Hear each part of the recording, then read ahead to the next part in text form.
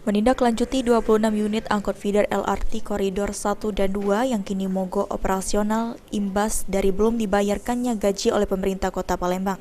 PJ Wali Kota Palembang Ratu Dewa mengatakan jika sebelumnya memang harus ada review dan evaluasi terkait angkot feeder LRT, dan hal tersebut sudah dilakukan. Oleh sebab itu, pada Rabu 6 Desember 2023 ini, pihak dinas terkait sudah diminta melakukan pembayaran. Dengan hal tersebut, pada Kamis 7 Desember 2023 mendatang, feeder LRT Koridor 1 dan 2 sudah bisa beroperasi kembali.